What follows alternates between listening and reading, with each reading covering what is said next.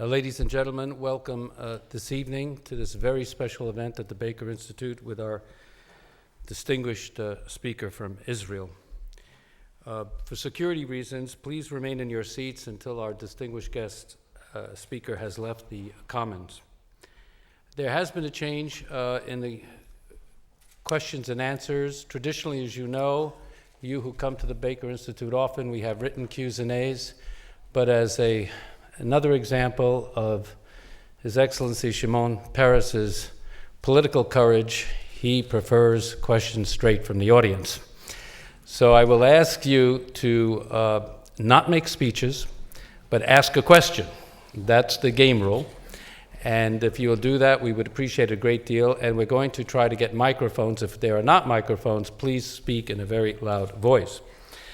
I want to take this occasion to recognize Danny Abraham, a great friend and a wonderful, not only one of America's greatest entrepreneurs, but a man who's dedicated himself to peace between the Arabs and the Israelis. I had the honor to work with him in the Middle East in my government service and out. But Danny Abraham has his own Center for Middle East Peace and Economic Cooperation, and he's a man who's worked for peace, and we're happy to have you here, Danny.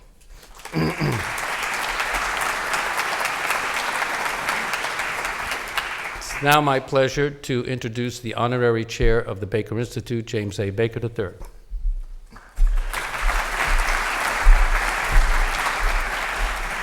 Ladies and gentlemen, thank you for being here. I'm truly honored tonight to introduce to you our distinguished speaker for what I know is going to be a fascinating and illuminating address by someone who's not only a good friend but also a global statesman. But I really cannot begin without mentioning the medical struggle being waged even as we meet here tonight and even as I speak by Israeli Prime Minister Ariel Sharon. Of course, Prime Minister Sharon has been a fighter his whole life, and now he is fighting for his life. And I'm sure that all of you join me in wishing the Prime Minister a complete recovery. Now, this evening's speaker is without exaggeration one of the most distinguished statesmen in the world today. While I'm really proud of my 12 years in the United States government as Secretary of State and Secretary of the Treasury and White House Chief of Staff, that tenure really pales in comparison to our speaker's service to the State of Israel.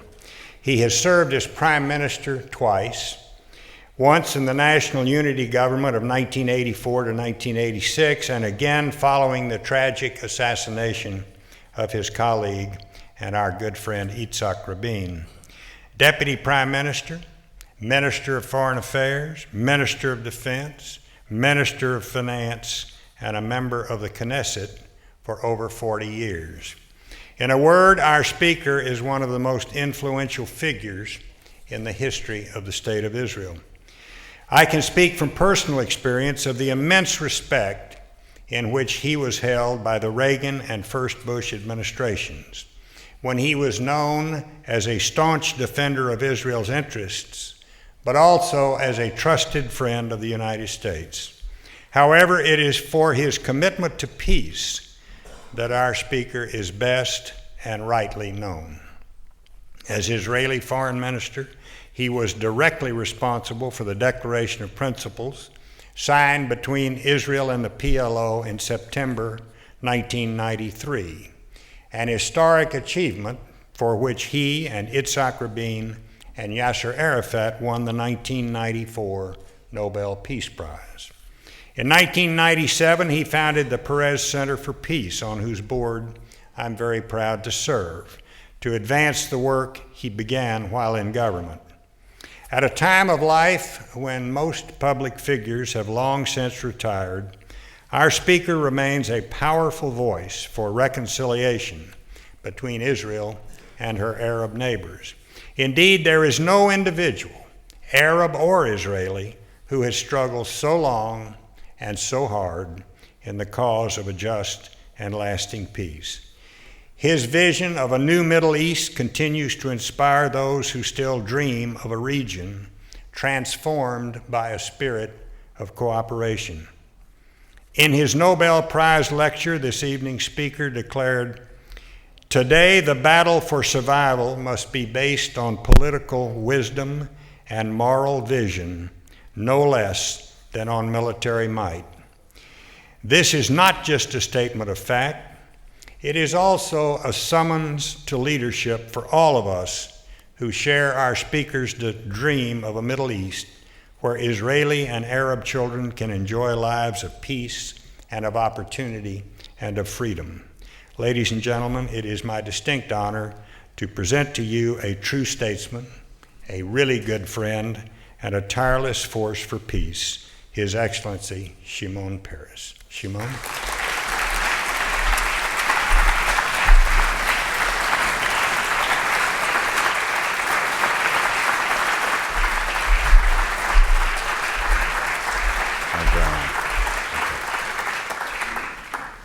Thank you, Ed. Thank you, Jim. Jim was always an important player in the events of the Middle East. And what makes him special in my eye, that he is the only negotiator that combines honesty, toughness, and friendship. People forget to be tough when it's necessary and honest all the way, and yet do it out of friendship.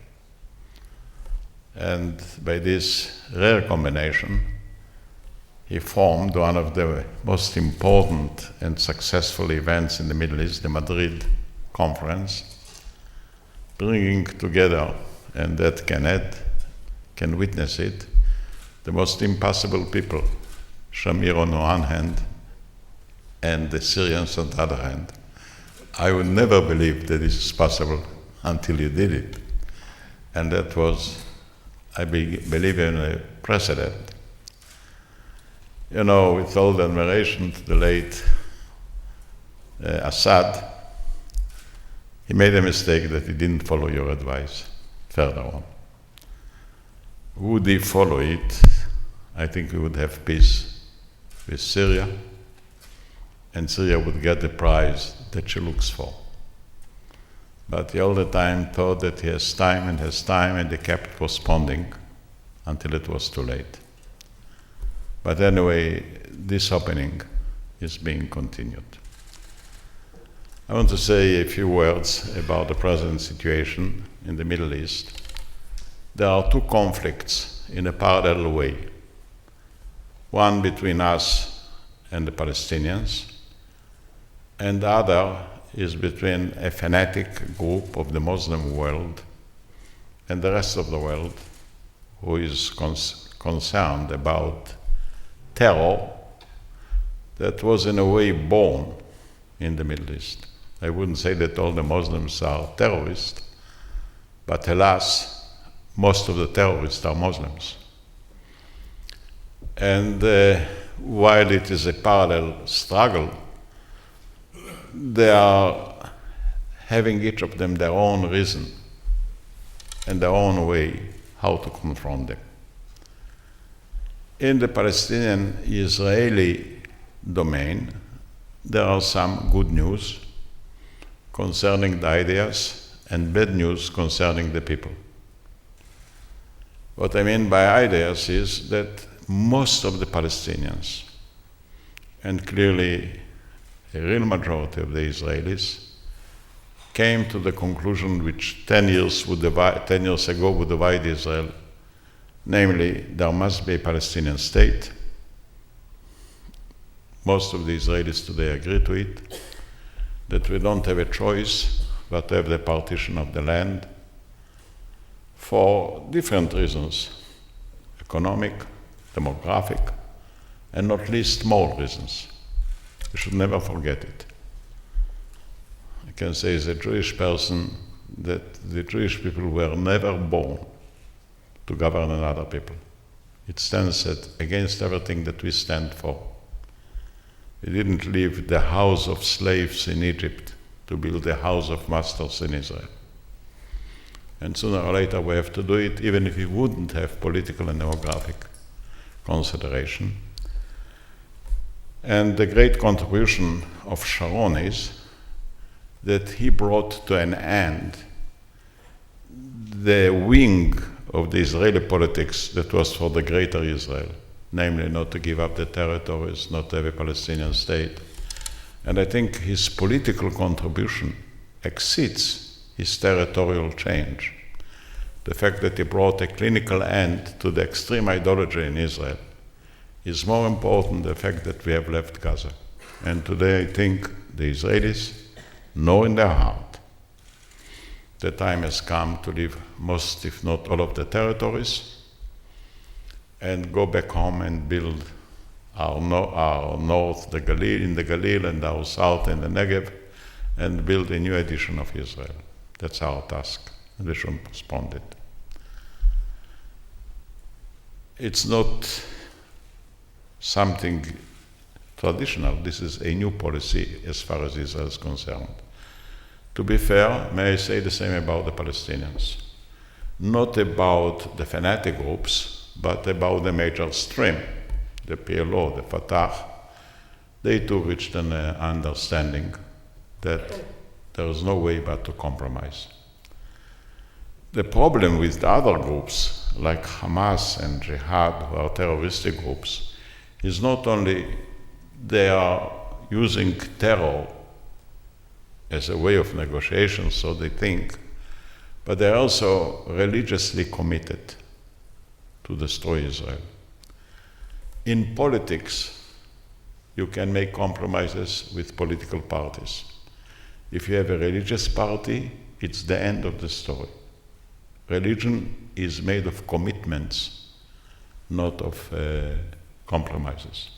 We have some religious parties in Israel, and thanks heaven now they're disappearing, as the anti-religious parties are also disappearing. And every elections they publish a platform for the elections, and they wonder why. Would I be a member of a religious party, I would publish every election the 10 Commandments. You don't have to compromise and change on the 10 Commandments. For that reason, the Hamas is uncompromising. And they're gaining grounds, I have to say too, politically. But there is a lion majority among the Palestinians who, in my judgment, profoundly understand that they don't have a choice but to compromise as well. What's making it impossible for the moment, because one can say, if you agree, so why don't you agree? The reason is we don't have the political structure to express the wish of the people. Israel is highly divided politically. We have 14 parties in a parliament, and that is too much for making a decision. On every issue you have to have a coalition. And many parties moved to the extremes, to the corners, and the center became empty. As I said, the contribution of Sharon is to ingather many of the voters from the corners and bring them back to the empty center where decisions are being done. We need a center because compromises are not very popular. And unless you have a strong center, you cannot compromise. You better be a gentleman that calls for war and calls for struggle. And the Palestinians are divided too. They are divided among the religious terroristic groups, which I mentioned, supported by the Iranians financially and otherwise. And also they are divided within their own group, because it is made of 3 different layers. the people who came from Tunisia, where they were in exile, we brought them back. The middle-aged leadership and the young leaders. And the two parties, the Israeli and the Palestinians, are now waiting for the elections. Israel will have her elections on March 28. The Palestinians will have on January 15. Until the elections, I don't see a clear move. I see drama, but not clarity. And maybe the elections will force the Fatah people to come together. If they will not hang together, they will be hanged together. They don't have a choice but to do it. In Israel, Sharon left his party, I left my party, because we thought that new situations should not be submitted to old frames. And country comes before parties. And we decided to join in forces in order to move right away after the elections in the direction of peace, to start to negotiate with the Palestinians and their supporters and move ahead. I shall say a few words about it later on. How do I see the prospects for it? When it comes to the religious problem, to the Fatah, to the Hamas, to the Jihad, to the Hamas, to the Iranians, I believe there is an ongoing fight between the traditional Muslims and the new age in history. Many of the Muslims are terribly worried that modernity may bring an end to their tradition, is endangering the Islam world. And it's a movement of protest. There are already some exceptions, like for example Turkey, which is a Muslim country, and the Muslim party won the elections, has shown that you can be modern and religious at the same time. Iran, on the other hand, wants really to Islamize or Muslimize the rest of the world. They have now a very special character as their president, which is a real catastrophe for the Iranians as well. And he's trying to mobilize all the demagogic sentiments to introduce the Shiite stream as the major stream in the Arab world. I think his main struggle against the United States is very much about Iraq. He believes that there is a chance that Iraq will become a Shiite country, and is exporting to them men and weapons and slogans and terrorism. And until now there is just one Shiite country in the Middle East, which is not Arab, and that's Iran. And they would like to have a Shiite country which is Arab, and that is Iraq. That is right now the real meaning of the struggle, in my judgment, between in Iraq, between the progressive forces headed by the United States and the dark age, in my judgment. He's calling it the fight against the Crusaders. So if I'm not wrong, among the Crusaders, there wasn't a single American, nor was there a single Jew. He's the only one who connected us to the Crusaders, not paying any attention to the other side.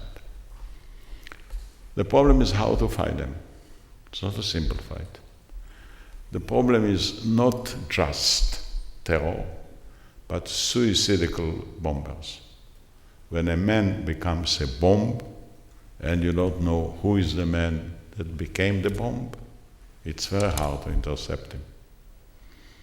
He disguises himself, he comes in through unexpected doors. The United States has felt it at least on 2 occasions, in Pearl Harbor with the suicidal bombers of the Japanese Air Force. Occasionally I think that maybe the United States would not drop the nuclear bomb, it wouldn't be for the Pearl Harbor.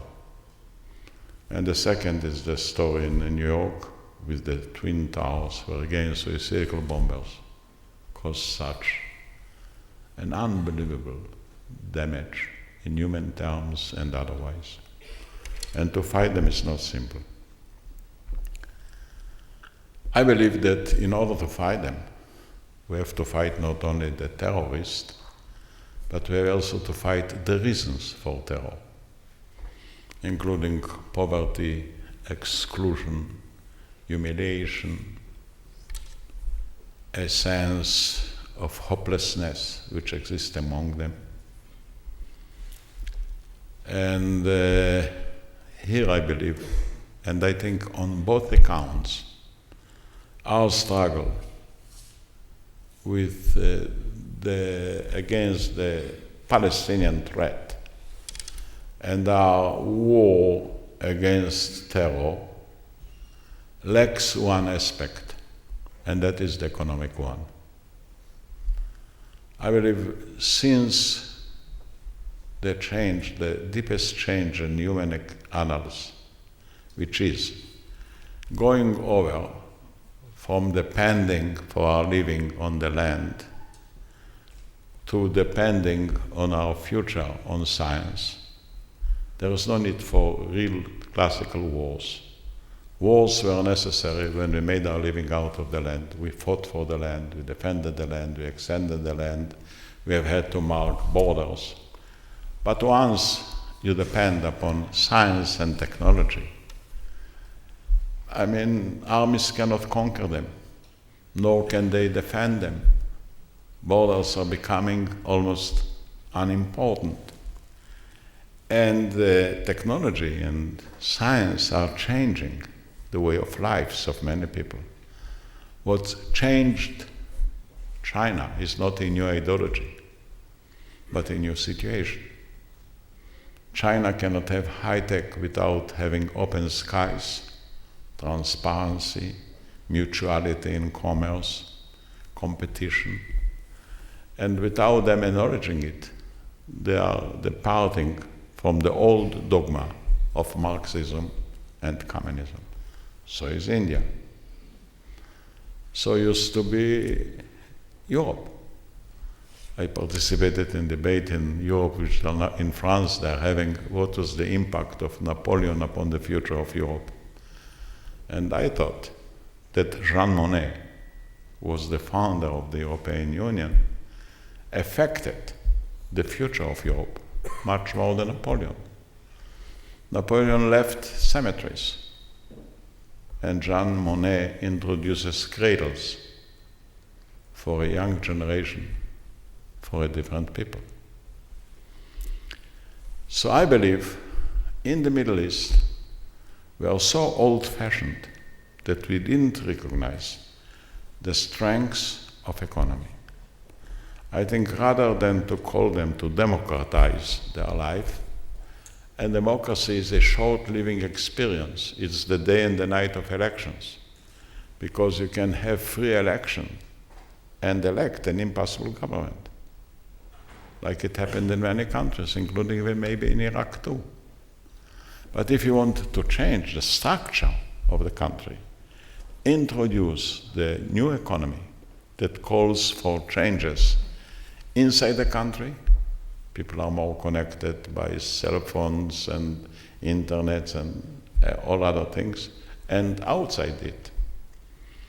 I would say briefly that wars should remain nationalized and peace must become privatized. Governments are too heavy to conduct peace. They have so many restrictions. Suppose a government wants to make peace with another government, an honest government, a democratic government, a fair-minded government, but with another government who is backward and corrupted. And how can you conduct a negotiation between an honest and strict a democratic administration with a corrupted and poor administration, bureaucracy of another country. But if you bring in private business, they can do business with private business. They can conduct and build industrial parks. Some of them are now being built in the Middle East. I believe finally it will be the economy that will change the Muslim world more than anything else. And, you cannot raise fish in a pond that doesn't have water. You cannot just feed the fish all the time. You must let them grow and exist. And economy to our life is like water to the pond. And that is another effort, I believe, that we have to introduce in the Middle East. Fighting terror is not limited to the Middle East. It became a worldwide problem because the terrorists became global, so the fight against them must also be globalized. And one can see already the effects of fighting terror and even trying to fight the reasons for terror. I mentioned Turkey, but I can say one of the greatest surprise, and Jim will know better than anybody else, is Libya. 5 years ago, none of us would ever dream that Libya willingly will divorce the fundamentalistic world. We can see the introduction of democracy, a little bit diet democracy in Egypt, in Jordan. It's a process, but I believe this is the winning side, not the losing side, because the Muslims cannot make a living on tradition. One of the traditions is, for example, the discrimination of women. I believe the greatest achievement of the 20th century is the liberation of women. Until then, we were half a humanity, half a nation. Our children were always in danger, because when women are being forced to marry at the age of 14, now even 9, in 10 years they produce maybe 10 children or 12 children. By the age of 25, she's an exhausted human being. She doesn't have a chance to educate herself, and for that reason she cannot educate her children. In a modern family, educated mothers make their children agents of a new future. In traditional families, mothers are making their children victims of backwardness and poverty. But not only women, they are living on the land, and agriculture is becoming a smaller part of world economy. Tourism today is 12% of world economy, and agriculture is maybe 1 or 2%. You cannot turn your back to a new age. History is a vehicle that moves forward without having reverse. Never did history make a reverse. All the time moving ahead. And I don't feel any hatred to the Muslims or the Islam civilization. And I hope they will come also to terms with a new opportunity for their own children. But until then, they will be in danger, and we shall be in danger, and we shall have to fight it. To conclude my remarks, luckily, we made peace with 2 countries, Egypt and Jordan. I think Egypt can extend a helping hand to stabilize the situation in Gaza, which is chaotic, and they do it partially. And Jordan can play an important positive role in bringing hope and order to the West Bank without swallowing the West Bank. They will remain separated. We have to bring those countries together economically, keep their national flags but introduce an economic coordination, open the skies, lower the borders, facing the dangers, using the opportunities, and bringing hope to Jews and to Arabs, to Christians and Muslims. And if we shall start it, we shall be able to move ahead. This may enhance the struggle against terrorism, because they use the conflict between the Palestinians and ourselves as an added fire to already a burning Middle East, and I hope it will be done. When I look back, I feel that we have reasons to be optimistic. When I look ahead, I don't see an alternative to optimism. And things that looked 10 years, 15 years ago as impossible are today a reality. And I want also to mention the role the United States is playing by showing a profound friendship to Israel, and also a responsible approach to the peace in the Middle East. In spite of the friendship to Israel, and maybe because of the friendship to Israel, they are encouraging the Palestinians to move ahead democratically, to have elections, to work for peace. They are the only power today on earth that is ready to face the danger of terror and terrorism. I have many friends in Europe, but I couldn't understand why didn't the Europeans demonstrate it against Saddam Hussein, and are demonstrating against the attempt to get rid of him. He was the most terrible leader since Stalin and Hitler, a cruel killer.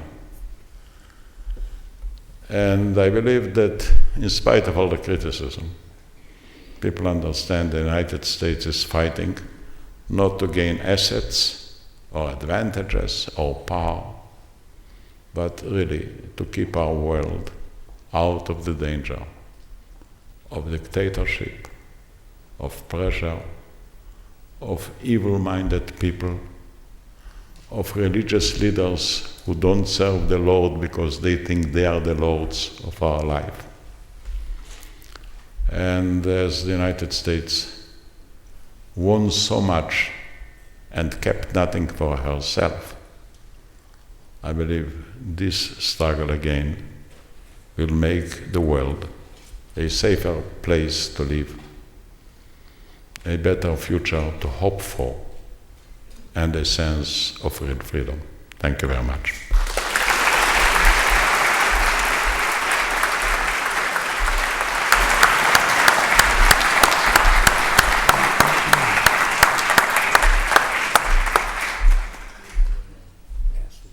Yes. We do have microphones. If you raise your hand and wait for a microphone and ask your question, and please let me state the ground rules. Questions, please.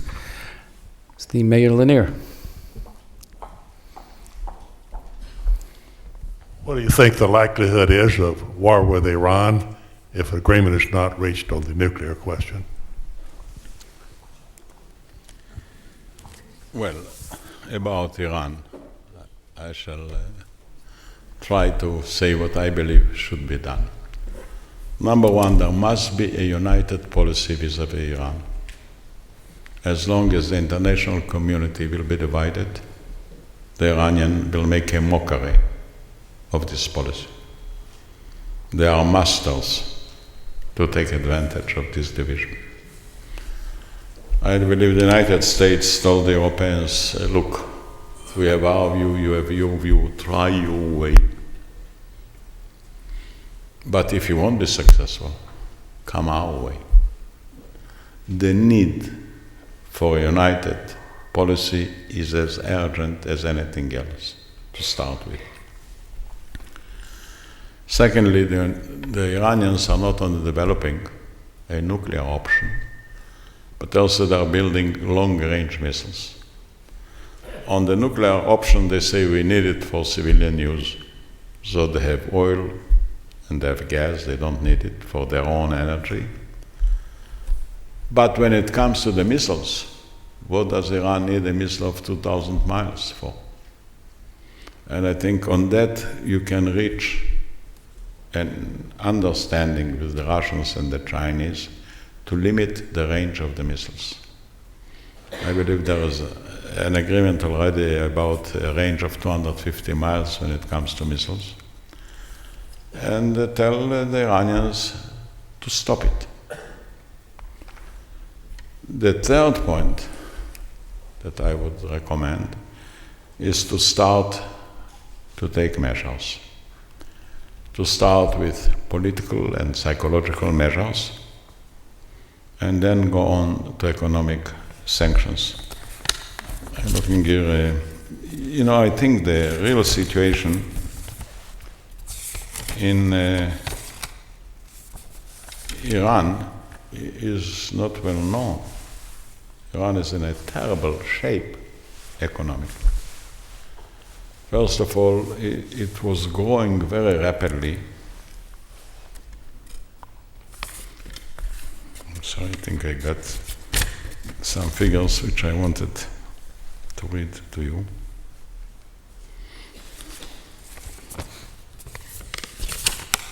Some main statistics.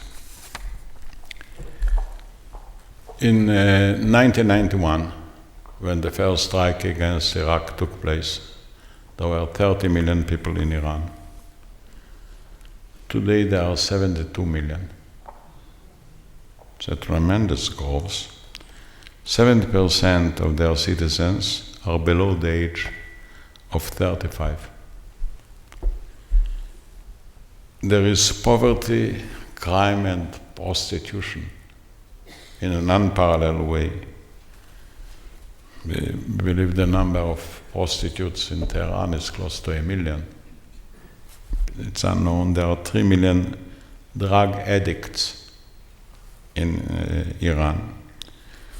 Students spend 4 years in the universities only to leave and find a 15 to 17% unemployment year after year. Inflation is 18%. They don't pour in the income of oil in the Iranian economy because they're afraid this may fire further the inflation in Iran. So they have to keep it back. The stock exchange dropped 30% since the entry of the new president. 30% fall down. There is a change of generations. The National Guards are pushing out the professional officers from the army. Between 150,000 to 200,000 of its citizens are leaving the country. There is a growing influence of the media, especially with the diversity of nationalities.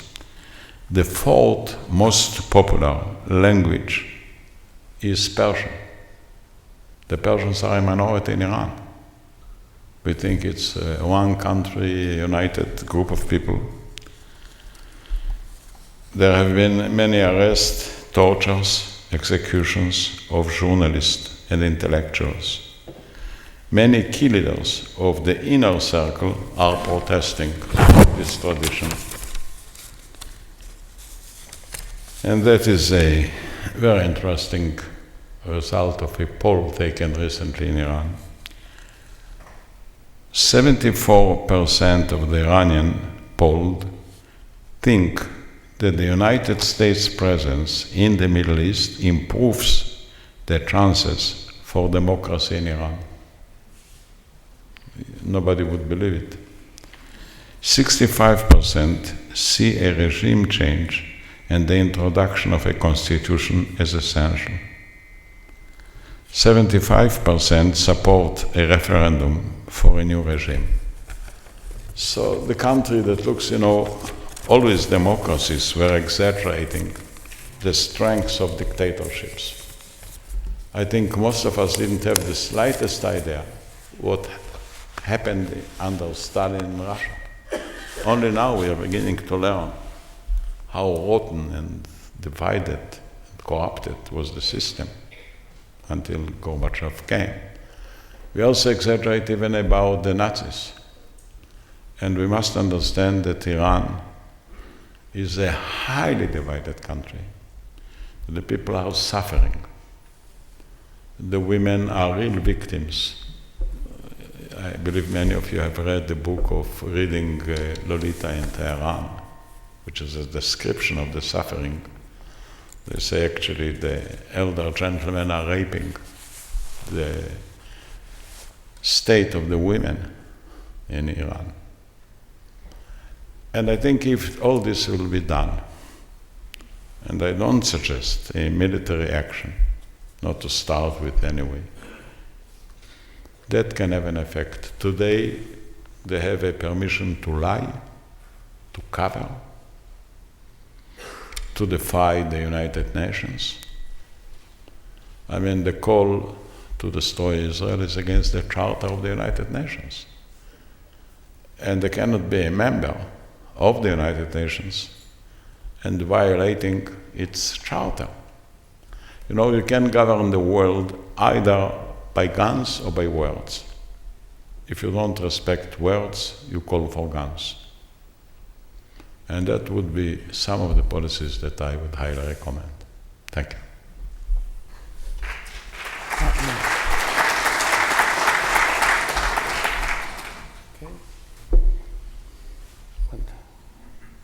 Yes.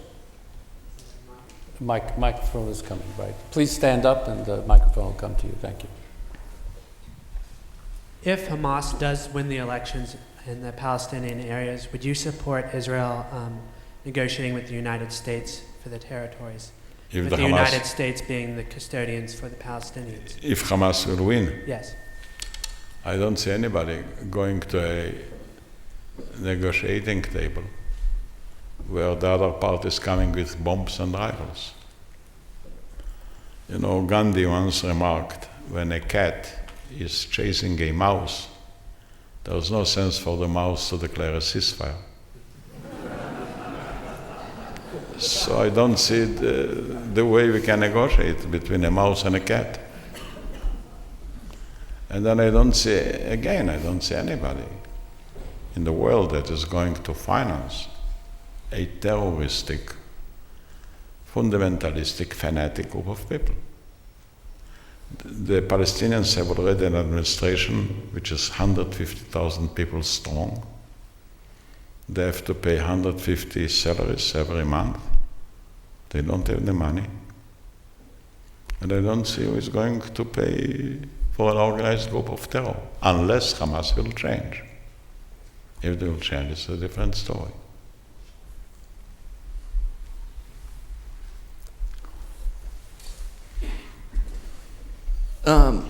Are there any ways any tangible ways that are possible for the Israeli government to reduce what appears to be the systematic humiliation of the Palestinians on the ground there, notwithstanding all the practical problems that you have? Are there tangible steps at appearing to improve the lives, to give some tangible credence of what you're saying about the humiliation, wanting to reduce the humiliation? You know, we left Gaza for that reason, to reduce humiliation. We agreed to a Palestinian state for the very same reason, for the partition of the land. We gave away Gaza, we didn't ask for anything in return, and there's nothing that can be returned.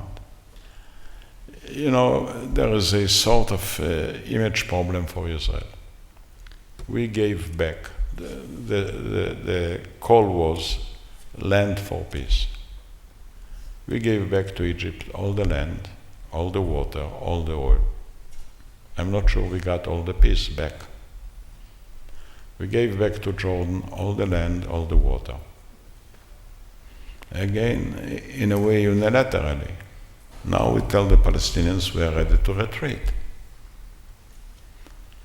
So, they too have to come to terms with themselves. I believe the greatest danger to the Palestinians today is Hamas rather than Israel.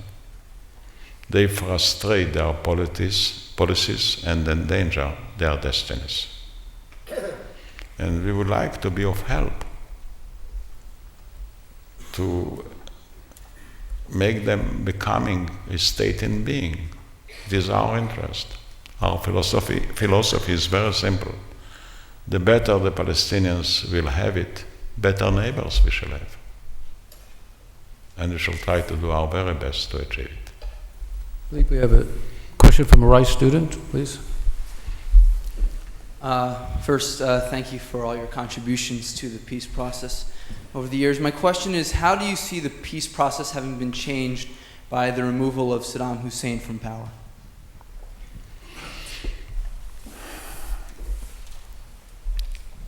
I think Saddam Hussein, as I had mentioned already, was the worst leader in the last couple of centuries, the 20 and 21, since Hitler and Stalin.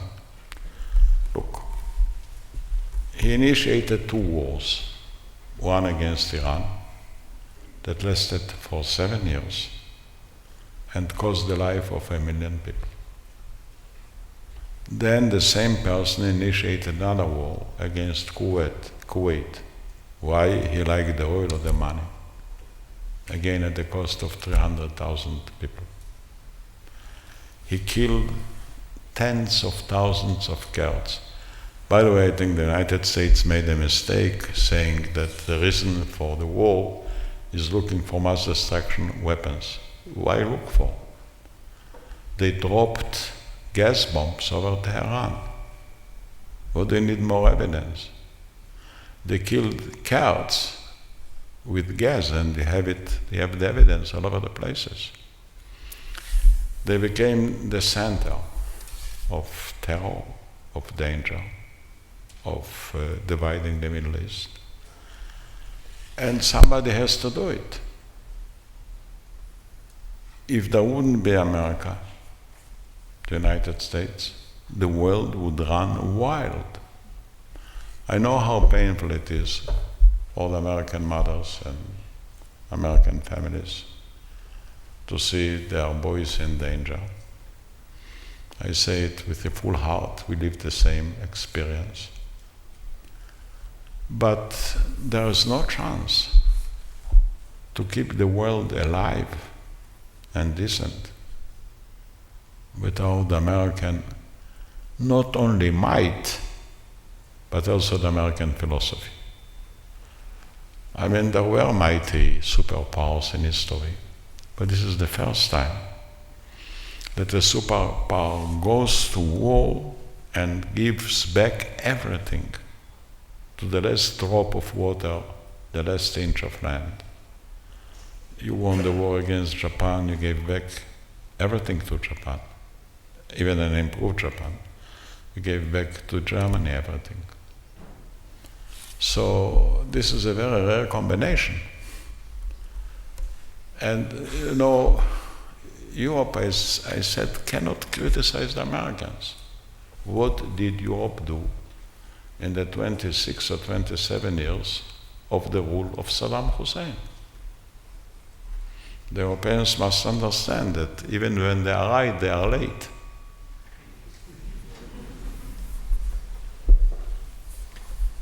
Okay, we have 2. Let me go. And if he will continue, the whole Middle East will be in danger, not only the Middle East. Israel is presently building a wall around Israel between the West Bank and it. Is it Israel's intention to completely seal off the Arab territory and so that there will be no more Arabs allowed into Israel? Before, Israel did import a lot of Arab laborers, but now they bring them in from the Far East. On the contrary, we are leaving. We are not pushing anybody out of the West Bank. when Jim visited Israel the last time, he says, "My God, what did they do to me? Every time he came, they used to build a new settlement. This was the first time he came and nobody built a settlement."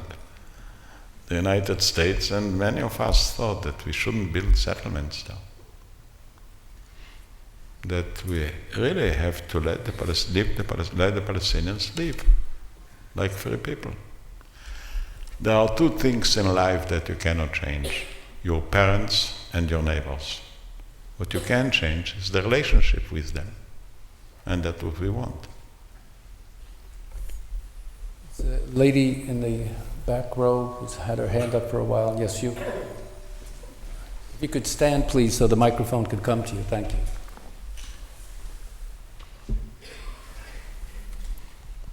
Is the UN equipped to play a role in the Middle East peace process? And if so, what is that role?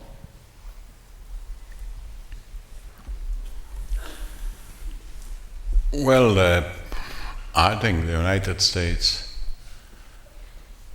striked against Iraq because Iraq didn't keep her promises vis-à-vis the United Nations.